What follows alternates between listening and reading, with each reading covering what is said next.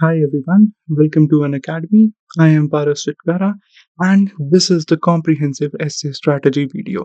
Now अब essay में सबसे ज़्यादा इशू क्या फेस करने को मिल रहा है कि स्कोर्स बहुत ज़्यादा हमारे फ्लक्चुएट हो रहे हैं essay में. ठीक है, सो इस वीडियो में we will try and understand कि हर कंपोनेंट को देखकर कि क्या हम उसमें गलतियां करते हैं जिसकी वजह से ऐसा हो रहा है और हमारी क्या अप्रोच रहनी चाहिए सही जिससे हमें सही मार्क्स मिले ऐसे में.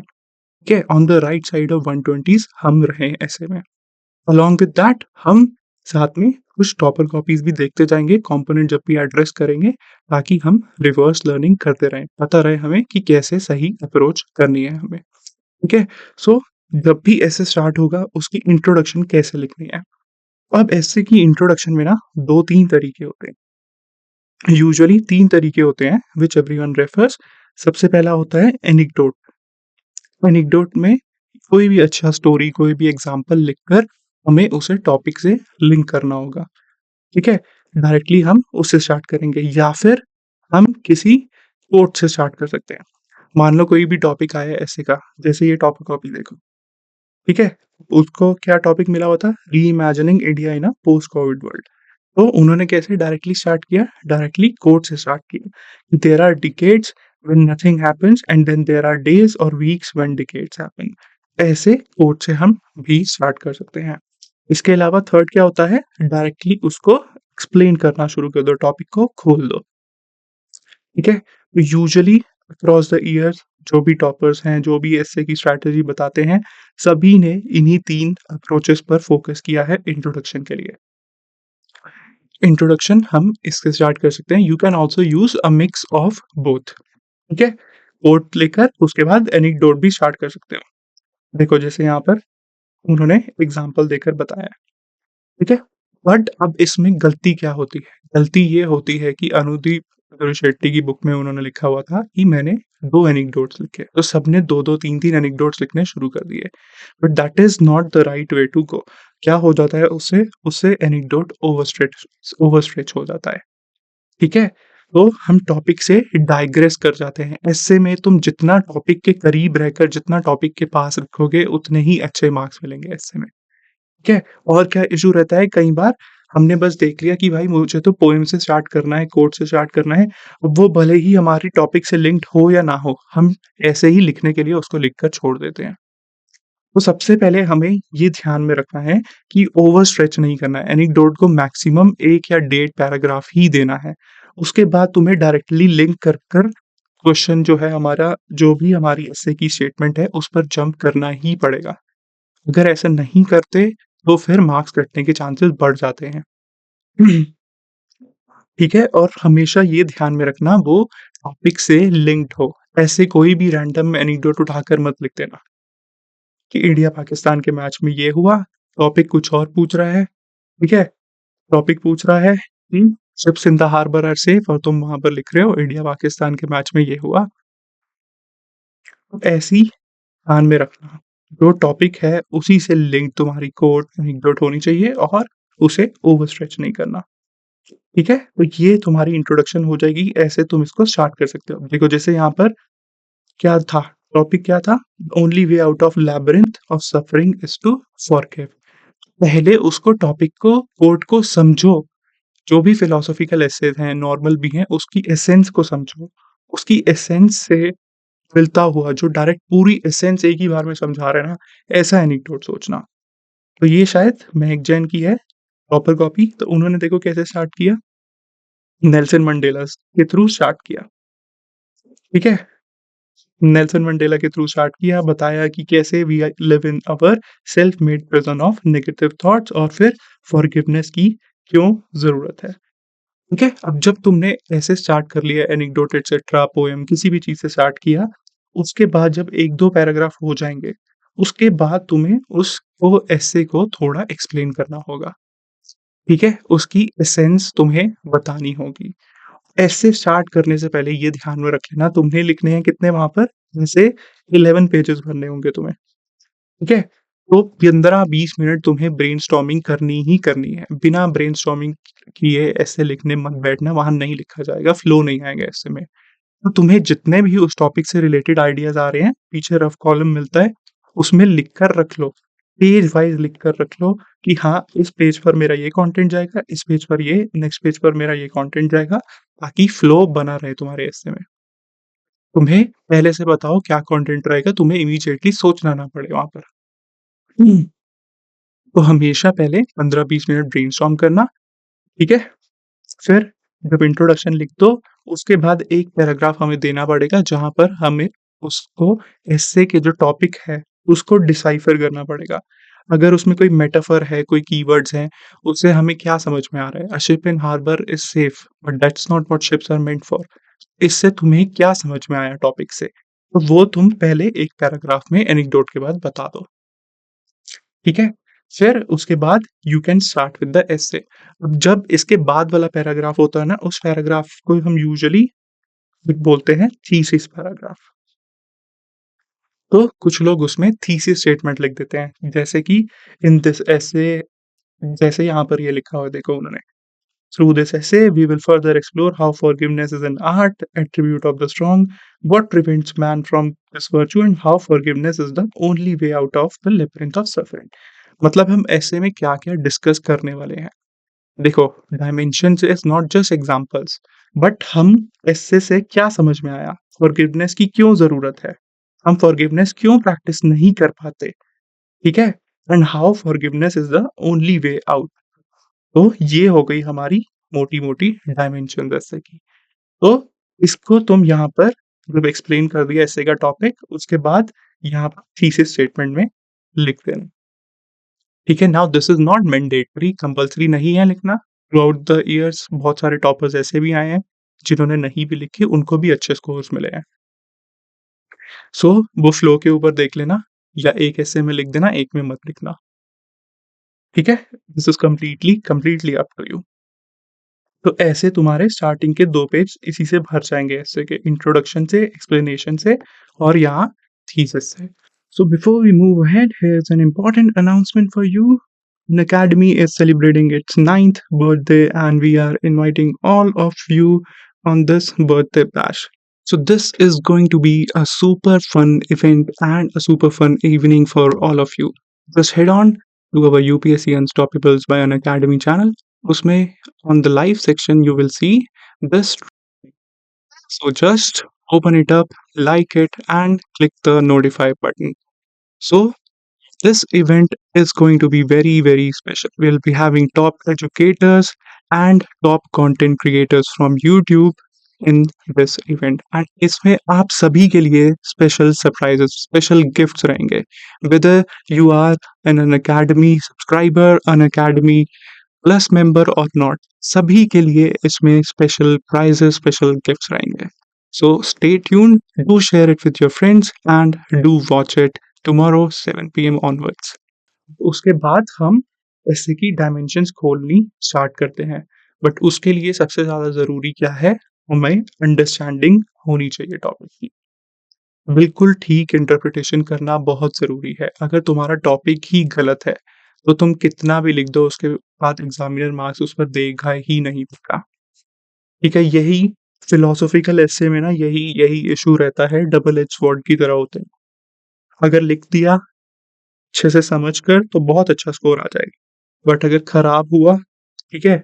एग्ज़ामिनर के साथ तुम्हारा इंटरप्रिटेशन मैच नहीं हुआ, तो सीधा फिर वापस 80s 90s में स्कोर चला जाएगा। तो हमेशा सबसे पहले टॉपिक को तोड़कर समझना। अब देखो, कुछ टॉपिक्स ऐसे हैं जिसमें मेटाफोरिकल मीनिंग होता है, ठीक है? अब जैसे यहाँ पे क्या लिखा हुआ है? अ माइंड और logic is like a knife all blade, it makes the hand bleed that uses it.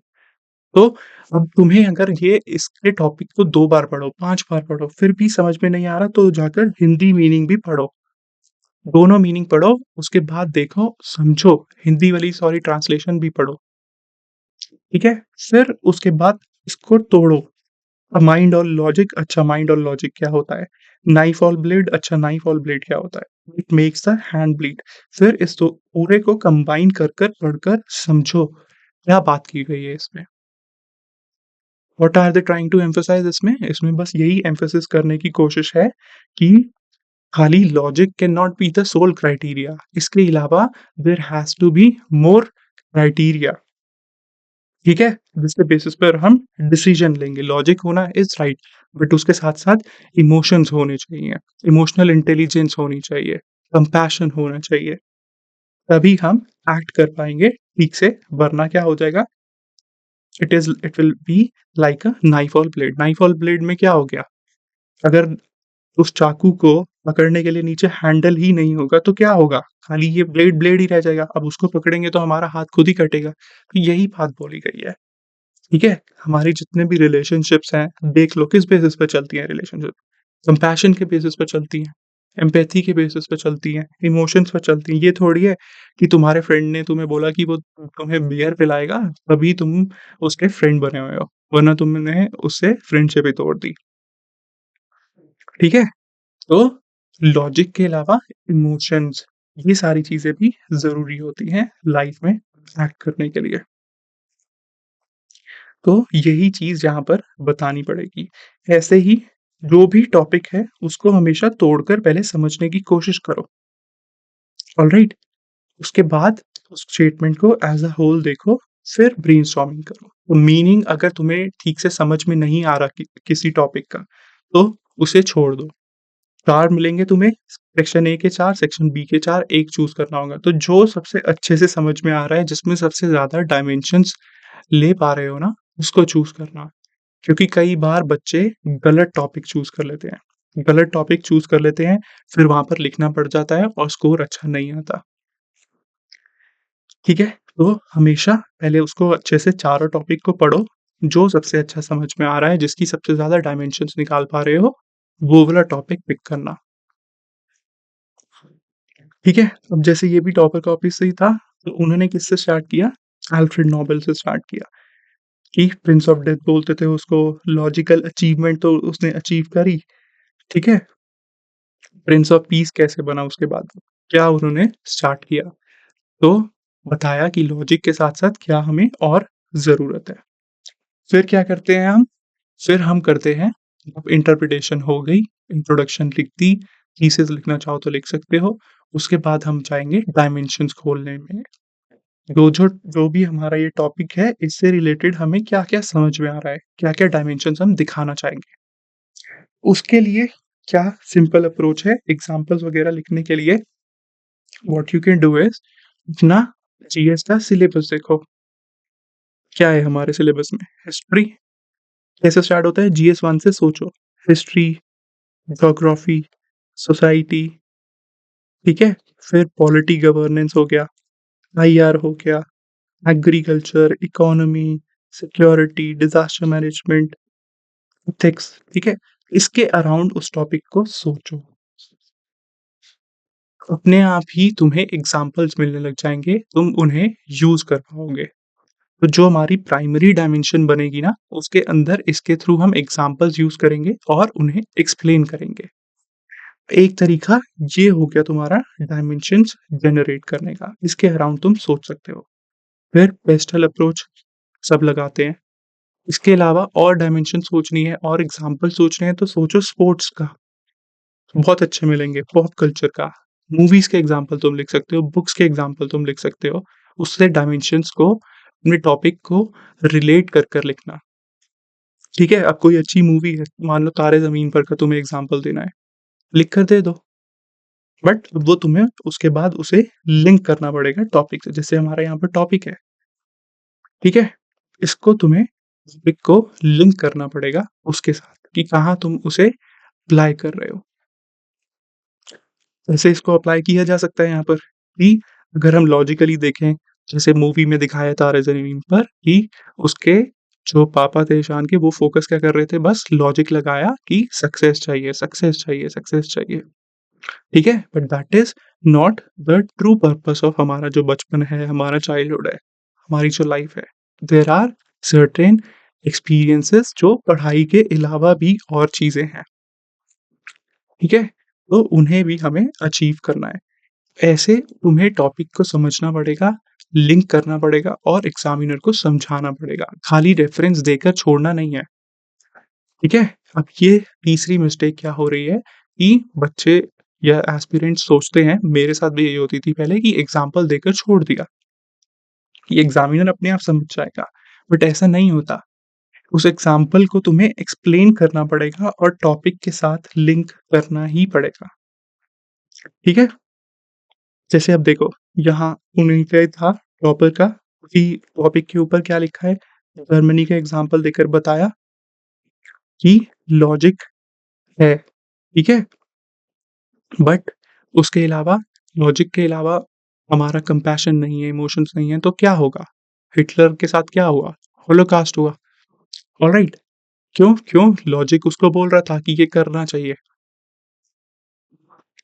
फिर इकोनॉमी की बात करी, आगे हिटलर एटसेट्रा वो सारी चीज़ें बात करी, बट उसको फिर हिस्से के साथ लिंक कर कर बताया, ठीक है? बताया कि कैसे उसने जब एथिकल डेमोक्रेसी आई तो फिर टोटलिटेरियनिज़्म को कर्ब किया। तो जो भी चीज़ समझा रहे हो, उसको तुम्हें जो भी एग्ज़ाम्पल लिख रहे हो, उसको तुम्हें टॉपिक से लिंक कर कर एक्सप्लेन करना ही है। खाली एग्ज़ाम्पल लिखकर छोड़कर नहीं आ जाते वहाँ पर जीएस की तरह, ऐसे में एक्सप्लेनेशन लगती है, ठीक है? तो मल्टीपल डायमेंशन जनरेट करो। सोचो, जैसे यहाँ पर इन्होंने कैसे डायमेंशन जनरेट करी थी कि फॉरगिवनेस आर्ट एंड एटीट्यूड है, तो पहले बता दो कि फॉरगिवनेस कैसे एक आर्ट एंड एटीट्यूड है। हम फिर सेकंड डायमेंशंस आ जाएगी, हम इसे प्रैक्टिस क्यों नहीं कर पाते? अब इस डायमेंशंस के अंदर जो हम फर्दर सब डायमेंशंस या एग्ज़ाम्पल्स यूज़ करेंगे ना, उसके लिए we will use this approach, ठीक है? फिर थर्ड हमारी मेन डायमेंशन क्या आ जाएगी कि कैसे फॉरगिवनेस इम्पोर्टेंट है और कैसे एक और डायमेंशन आ सकती है, कैसे इसे डेवलप किया जा सकता है। ऐसे सोचो, उसके फ़ेवर में सोचो, अगर ये होगा तो क्या होगा? ये नहीं होगा तो क्या होगा? तो जैसे हम वो करते थे ना परम्यूटेशन कॉम्बिनेशन कि एक पॉज़िटिव है, एक नेगेटिव है, ठीक है? एक नेगेटिव है तो क्या होगा? एक नेगेटिव है, एक पॉज़िटिव है तो क्या होगा? तो वैसे इसको सोचा करो। फिर एक अल्टरनेट थीसिस आ जाती है ऐसे में, ठीक है? अल्टरनेट थीसिस या अल्टरनेट डायमेंशन आ जाती है। जो इससे के बियॉन्ड तुम जाकर सोचना चाहते हो, बताना चाहते हो, बट उसको हम थोड़ी कम स्पेस देंगे। एट मैक्स एक ही पेज देंगे, उससे ज़्यादा नहीं देंगे।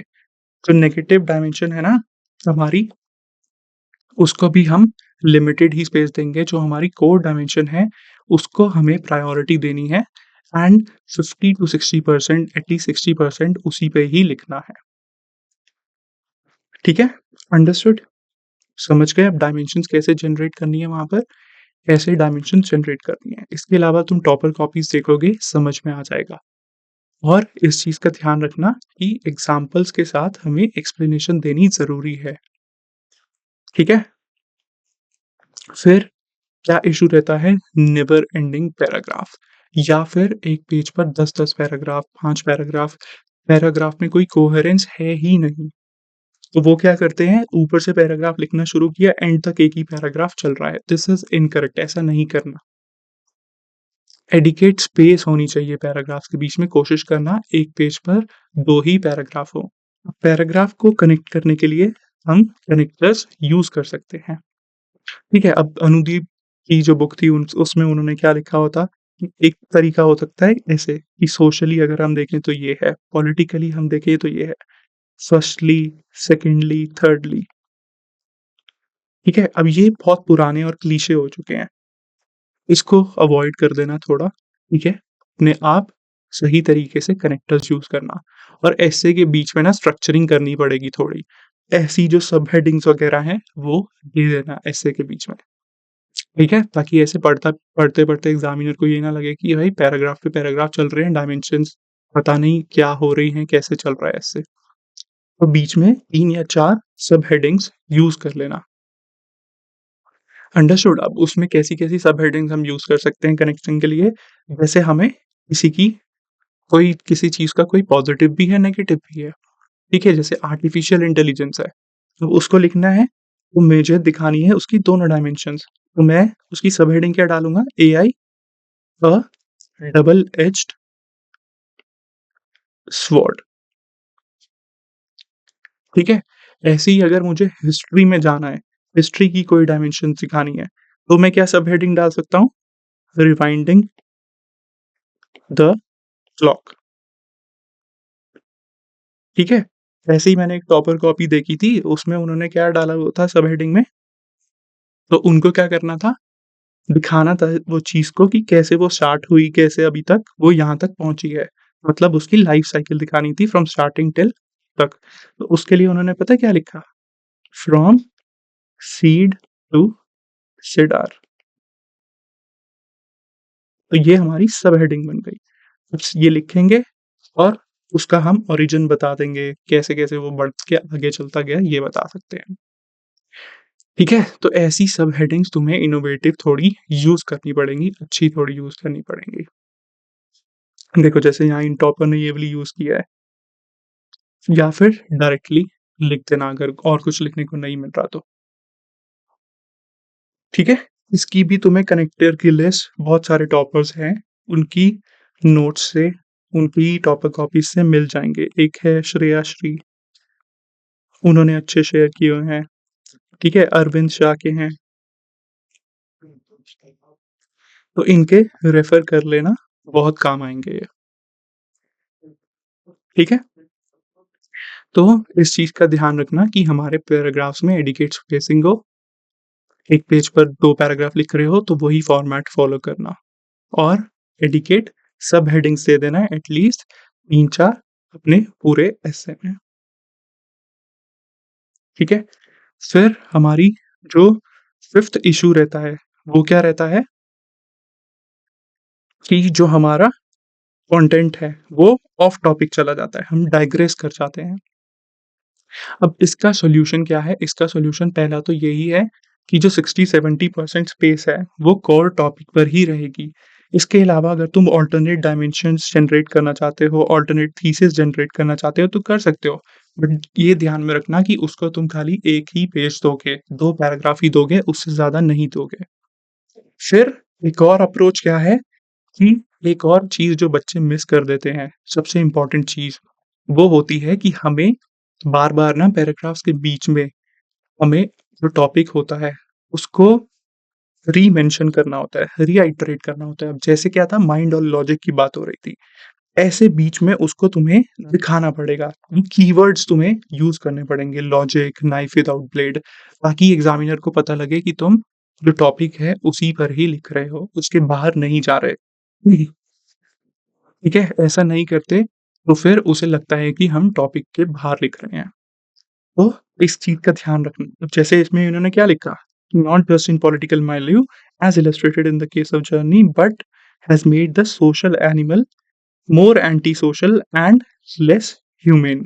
तो माइंड और लॉजिक हमारा वही था कीवर्ड स्टेटमेंट में डायरेक्टली दिया हुआ था। ठीक है? तो अब और ये देखो ट्रांज़िशन कैसे किया इन्होंने। यहाँ से ये पॉलिटिकल एंगल से सोशल एंगल पर जा रहे हैं, सोशल डायमेंशन पर जा रहे हैं। तो बता दिया कि लॉजिक खाली पॉलिटिकल स्फीयर में ही नहीं चल रहा, सोशल स्फीयर में भी चल रहा है और टॉपिक भी आ गया बीच में, कीवर्ड भी आ गया वो, तो पता चल रहा है कि हाँ, टॉपिक पर ही लिख रहे हैं। आगे वेदास कास्ट की बात की है, ठीक है? तो इस चीज़ का ध्यान में रखना है हमें। NALSA versus union of India अलग-अलग एग्ज़ाम्पल्स दिए, ठीक है? और फिर यहाँ पर फिर से वही लॉजिक की बात करी, तो लॉजिक लॉजिक जो चल रहा था ना, वो लॉजिक तुम्हें यहाँ दिखाना पड़ेगा। Has used its logical progress, ठीक है? So has used his logical progress, उन्होंने अपना progress and mastered the rationality for social transformation. फिर utilising the logic mind contemporary relevance, ठीक है?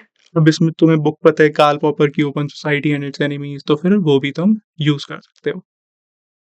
अब देखो इस पैराग्राफ में भी he has used all logic mind needs, तो ये जो कीवर्ड है ना लॉजिक, माइंड, नाइफ ब्लेड, इसको बार-बार रिइटरेट करना होता है। एक पेज में एटलीस्ट ये 2-3 बार दिख जाना चाहिए एग्ज़ामिनर को, ठीक है? इस चीज़ का ध्यान में रखना। अंडरस्टूड? तो हमारा जो कोड डिमांड है उसको 60-70% देना है, डाइग्रेस नहीं करना, अल्टरनेट थीसिस के पीछे नहीं भागना ज़्यादा, लिख देना, एक नेगेटिव डायमेंशन अल्टरनेट बन रही होगी तो ही लिखनी, ज़बरदस्ती भी मैन्युफैक्चर करने की ज़रूरत नहीं है उसको। उसके बाद जो हमारे कीवर्ड्स हैं, उनको रिआइटरेट करते रहना, एक पेज में 2-3 बार दिखा देना एग्ज़ामिनर को, ठीक है? फिर लास्ट इश्यू क्या आते हैं, फ्लो का। फ्लो नहीं बन पाता ऐसे में। तो फ्लो बनाने का सिंपल ही सॉल्यूशन है, क्या? पहले से ही ब्रेनस्टॉर्मिंग कर कर रखो, ठीक है? पहले ही सोच कर रखो कि हाँ, मैं ये इस पेज पर ये पैराग्राफ लिखूँगा, नेक्स्ट में इस पे जाऊँगा, नेक्स्ट में इस डायमेंशन पे जाऊँगा। तो जब वो तुम्हारी डायमेंशन चलती जाएँगी तो पता चल जाएगा। उसके बाद फ्लो बनाने के लिए जो पहले बताया था, कनेक्टर्स यूज़ कर लो, सब हेडिंग्स यूज़ कर लो, ठीक है?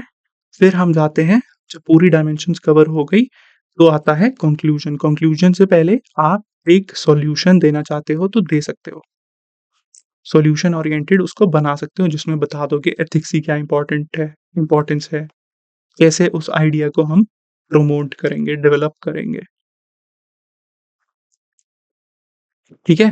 तो पहले एक पैराग्राफ में सॉल्यूशन वे फॉरवर्ड दे दिया एंड उसके बाद you move to the final conclusion, जहाँ पर उसको फिर से हम एक बार समराइज़ करेंगे। जो भी हमने लिखा है उसको फिर से दूसरे ही वर्ड्स में रिआइटरेट करेंगे, पैराफ्रेजिंग करेंगे उसकी, ठीक है? फिर हम कंक्लूड कर कोई अच्छे से तरीके से लिख सकते हो। कंक्लूजन में जब पैराफ्रेजिंग वगैरह कर दी, रिइटरेट कर दिया प्री कंक्लूडिंग पैराग्राफ में, तो फाइनल में you can and it with a poem, ठीक है? कोट भी यूज़ कर सकते हो या सिंपली जो हमारी इंट्रोडक्शन में एनेक्डोट दिया है ना, उससे वापस लिंक कर बता सकते हो, ठीक है? अगर ये करते हो तो क्या लगता है, एक कंप्लीशन लगती है, ठीक है? कि हमने स्टार्ट जिस चीज़ से किया था, वापस भी हम उसी से ही एंड कर लिंक कर दिखा रहे हैं, ठीक है? तो ये भी एक ट्रिक होती है कंक्लूजन में जो बहुत सारे लोग फॉलो करते हैं। अब ये ज़बरदस्ती पोएम, कोट्स इन सब को डालने की ज़बरदस्ती कोई ज़रूरत नहीं है। ऐसा नहीं है कि तुम ये डालोगे तो marks 5 extra marks, 10 extra marks मिल जाएँगे, नहीं मिलते। आई हैव ट्राइड इट, बहुत बार कर देख लिया, नहीं भी डाला तो भी मार्क्स मिले और डाला तो भी बहुत खराब मार्क्स मिले। इसके पीछे ऐसा पागल होने की ज़रूरत नहीं है कि मैं अभी सारी बैठ के पोएम्स रट लूँ, कोट्स रट लूँ, उन्हें बस मैं लिख कर आ जाऊँगा, मार्क्स मिलेंगे, नहीं, ऐसा नहीं होता। मार्क्स कब मिलेंगे? जब फ्लो होगा, ओरिजिनल ऐसे होगा, तुम्हारी इंटरप्रिटेशन अच्छी होगी, तुम डायमेंशंस अच्छे से एक्सप्लोर कर अपनी वर्ड्स में बता पा रहे हो, समझा पा रहे हो। जितना अच्छे से समझाओगे, उतने ज़्यादा मार्क्स मिलेंगे। जितना सिंपल तरीके से उसको रखोगे, समझाओगे, उतने मार्क्स मिलेंगे। हुँ। ठीक है? अंडरस्टूड? तो कंक्लूजन में ये ध्यान में रखना कि जब फाइनली कंक्लूड कर रहे हो, उससे पहले भी जैसे हमने इंट्रोडक्शन के बाद टॉपिक समझाया था, वैसे ही हम फिर से उसकी एसेंस बताएँगे। और इससे पिछले वाले पैराग्राफ में हम कोशिश करेंगे कि एक सॉल्यूशन भी आ जाए। उसके कोई ना कोई इश्यूज़ तो रहेंगे ही, ठीक है? फिर इसके लिए कंक्लूजन वगैरह के लिए भी तुम वो लिख सकते हो, सब हेडिंग्स, ठीक है? ढूँढ कर रख लेना। जैसे एक सब हेडिंग होती है, the best of both worlds, जिसमें हम दिखाते हैं कि हाँ, दोनों चीज़ों को कैसे बैलेंस किया जा रहा है, ठीक है? सो this is how you can maintain a flow ऐसे में। तो अब लिख कर प्रैक्टिस करो ऐसे, तभी जब तक तुम प्रैक्टिस नहीं करोगे तब तक पता नहीं चलेगा। So this is the only way to do it, practice करो और साथ में अभी से कोशिश कर लेना कि रोज़ एक टॉपर्स का एसे पढ़ो। उनके एसे पढ़कर तुम्हें क्या करना है, तुम्हें ये ऐसी सब हेडिंग्स फेच कर सकते हो। तुम्हें कोई अच्छे एग्ज़ाम्पल्स मिले, डायमेंशंस मिले, तो वो डायरेक्टली उठाकर अपने एसे के नोट्स में डाल लो, ठीक है? जैसे यहाँ अगर तुमने कार्ल पॉपर का कभी नाम नहीं सुना, तो ये डायरेक्टली डायमेंशन यूज़ कर लो, पता चल रहा है तुम्हें, ठीक है? इसके अलावा कोई भी अच्छा एग्ज़ाम्पल, कोई कोट मिले, कोई एनेक्डोट मिले, तो उसको डायरेक्टली उठाओ और अपने एसे के नोट्स में ऐड ऑन कर लो। इसके अलावा एसे के नोट्स कैसे बनेंगे? एक तो एनेक्डोट्स की लिस्ट बनाकर रख लेना, ठीक है? ये अलग-अलग थोड़े तरीके से बनाना, हिस्ट्री से, आईआर से, women related, science and tech से रिलेटेड, एनवायरनमेंट से रिलेटेड, ठीक है? अलग-अलग डायमेंशंस के अलग-अलग थीम्स पर कुछ एनेक्डोट्स तुम्हारे पास होने चाहिए। फिर इनसे रिलेटेड कुछ कोट्स होनी चाहिए, कोट्स ज़्यादा भागना मत कोट्स के पीछे, क्योंकि याद करना पॉसिबल नहीं है सारी को। फिर कुछ तुम यूज़ कर सकते हो बुक्स, बुक्स में क्या दिया हुआ है, अब बस इसमें युval नोवा हरारी की 21st लेसन सेपियंस ये मत यूज़ करना, सारे के सारे यही यूज़ करी जा रहे हैं बुक्स, ठीक है? तो कुछ नया ढूँढो, कोई अच्छी बुक्स देखो इसके अलावा। फिर इसके अलावा what you have to do is newspaper से कोई अच्छी डायमेंशंस मिले, कोई अच्छी लाइन्स मिले, फ्रेजेस मिले, उसको यूज़ कर लेना और योजना से भी you can do the same. ठीक है? बाकी तुम जो अपने जीएस के नॉर्मल सब्जेक्ट पढ़ रहे हो, उससे मिल जाएगा एंड इसके अलावा what we have to do is we have to refer to the proper copies.